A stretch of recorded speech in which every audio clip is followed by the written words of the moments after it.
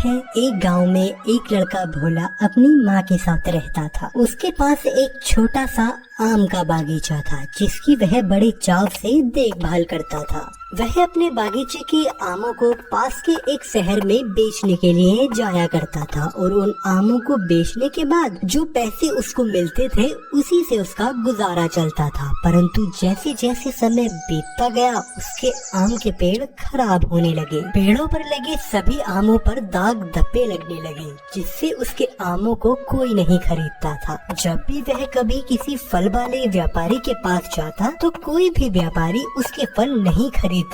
अरे अरे, इतने गंदे और दाग धब्बे वाले फल कहाँ से लाए तुम? कोई नहीं खरीदना चाहेगा ऐसे आम, मुझे नहीं चाहिए ये फल। भोला अपने आम बेचने की कोशिश करता और कहता, नहीं नहीं भैया, आप मेरे बगीचे के ये आम खाकर तो देखो, बहुत ही स्वादिष्ट आम है। अरे अरे, तुम्हारे आम कितने गंदे हैं, तुम्हारे आमों को खरीदेगा कौन? और जब ये आम दिखने में ही इतने खराब हैं तो खाने में तो खराब होंगे ही ना।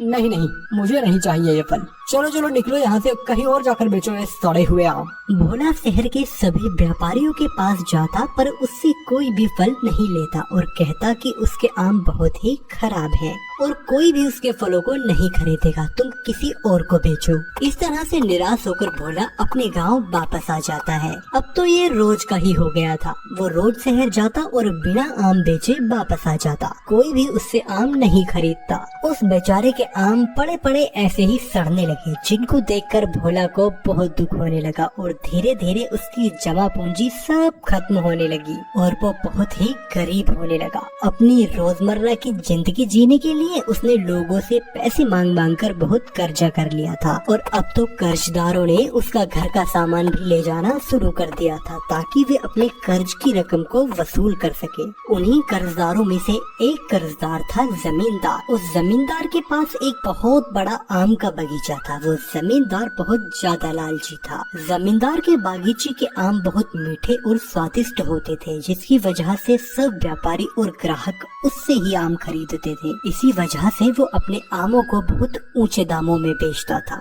जमींदार को भोला और भोला की माँ एक आंख नहीं पाते थे क्योंकि बहुत समय पहले भोला के पिता ने जमींदार के खिलाफ गवाही दी थी। तब से जमींदार भोला और उसके परिवार को बिल्कुल भी पसंद नहीं करता था। अब भोला की ऐसी हालत देखकर वो मन ही मन बहुत खुश होता है। अरे भोला, मैंने सुना है तुम पर बहुत सारा कर्ज हो गया है और तुम्हारे सारे आम के पेड़ भी खराब हो गए हैं और अब तुम्हारे पास करने को भी कुछ नहीं बचा है। अरे सुन, मेरे पास तेरे लिए एक काम है। अगर तू वो काम करे तो तेरा कर्ज भी उतर जाएगा और तू गरीब भी नहीं रहेगा। अगर तू चाहे तो मेरी दुकान पर काम कर सकता है।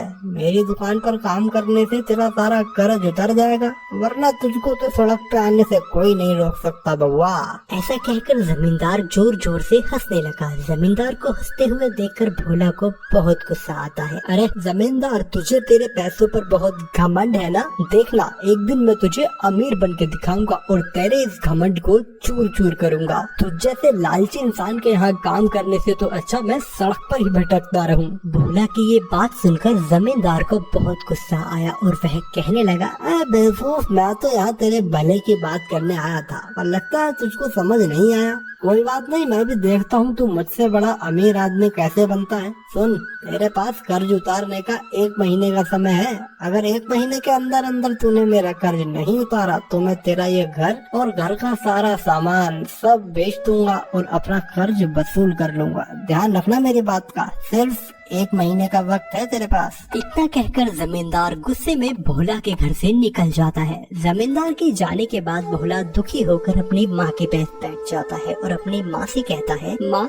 अब हम कैसे सबका कर्ज उतारेंगे? मुझे तो अब कोई भी कर्ज नहीं दे रहा। मुझे समझ नहीं आ रहा कि मैं कैसे करूँगा। अब क्या करेंगे हम? अगर मैंने कर्जा नहीं चुकाया तो ये लालची जमींदार हमारे घर को बेच देगा और हमारे पास रहने के लिए भी जगह नहीं बचेगी। मुझे तो कुछ समझ नहीं आ रहा। उसकी ऐसी बातें सुनकर उसकी माँ उससे कहती है, बेटा तू ऐसी हताश मत हो, तू एक बार फिर से शहर जाकर अपने आम बेचने की कोशिश क्यों नहीं करता? क्या पता वहाँ से कोई रास्ता मिल जाए तुझको, और हाँ, उस लालचाई जमींदार का कर्ज भी उतर जाए। अपनी माँ की बात सुनकर भोला निश्चय करता है कि वह शहर जाकर किसी से मदद मांगेगा, क्या पता कोई मदद मिल ही जाए। अगले दिन वह सुबह उठकर शहर की तरफ निकल जाता है। वह वहाँ पहुंचकर वहाँ के व्यापारियों से बात करता है और कुछ पैसे उधार मांगता है, लेकिन वहाँ उसको भला कौन जानता था और किसी अनजान आदमी को कोई भी कर्ज नहीं देना चाहता, जिस वजह से उसको भी कर्ज नहीं मिलता। वह पूरे दिन यहाँ वहाँ भटकता है, लेकिन कोई भी उसकी मदद करने को तैयार नहीं हो पा रहा था। भोला बेचारा उदास होकर अपने घर लौट आया और उसके आते ही उसकी माँ ने उससे कहा,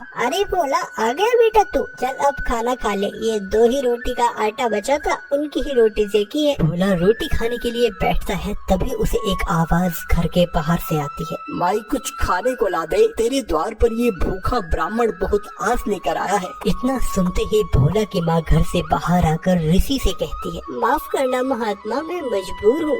आप जैसे महात्मा के सामने झूठ तो नहीं बोल सकते कि घर में खाने के लिए कुछ भी नहीं है, क्योंकि अभी तो 1 रोटी बची हुई है। लेकिन मुनिवर, वो 1 रोटी मेरे बेटे भोला के लिए है, क्योंकि उसने भी सुबह से कुछ नहीं खाया। इतने में ही भोला उस 1 रोटी को लेकर आता है और कहता है, हे महात्मा, आप इस भोजन को ग्रहण करें। मैंने तो सुबह से न जाने कितनी बार शहर में फल खा लिए थे। लेकिन मुनिवर इस बात को अच्छे से जान चुके थे कि भोला भी सुबह से भूखा ही है। उन्होंने भोला का मान रखने के लिए उससे रोटी ले तो ली, लेकिन वो भोला की हालत पर बहुत दुखी हुए। उन्होंने बड़े शांत स्वर में भोला से कहा, हम तुम्हारे इस व्यवहार से बहुत प्रसन्न हुए। बताओ बेटा, तुम्हें क्या चाहिए? तुम्हारी हर इच्छा पूरी करने के लिए हम तैयार हैं। नहीं नहीं मुनिवर, मुझे कुछ नहीं चाहिए। आपकी मदद करना तो मेरा फर्ज था। बस आप मुझे आशीर्वाद दे दीजिए कि मेरा सारा कर्ज उतर जाए और मेरी गरीबी दूर हो जाए।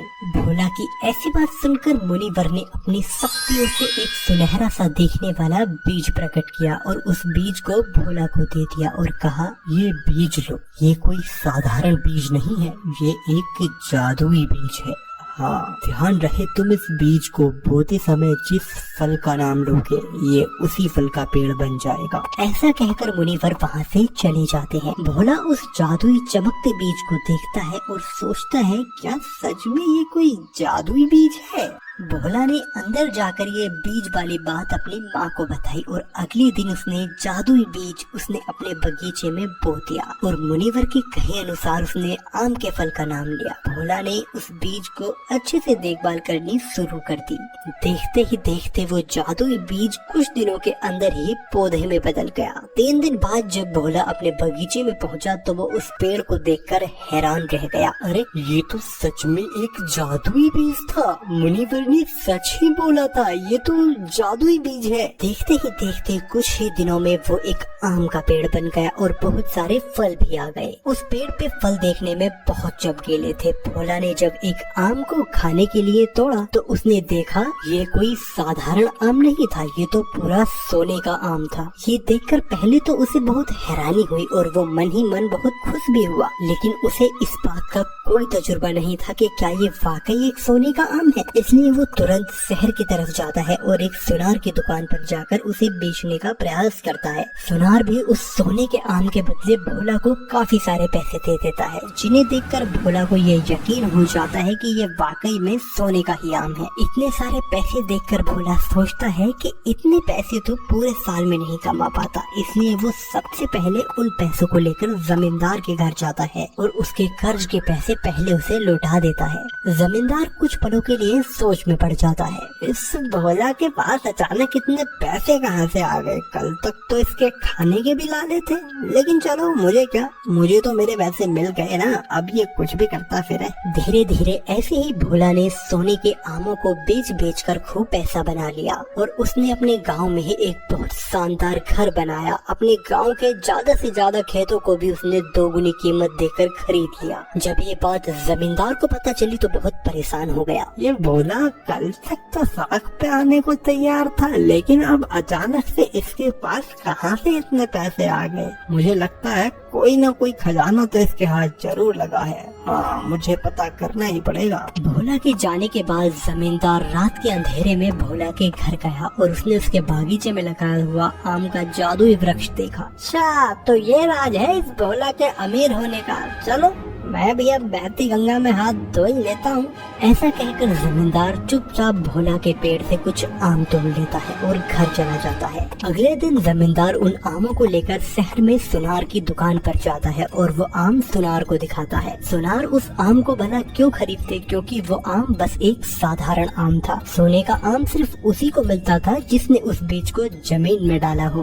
दोस्तों, अगर ये वीडियो आपको पसंद आई हो तो इस वीडियो को लाइक करके चैनल को सब्सक्राइब जरूर कर लेना। NR कार्टून वीडियो चैनल को सब्सक्राइब करें।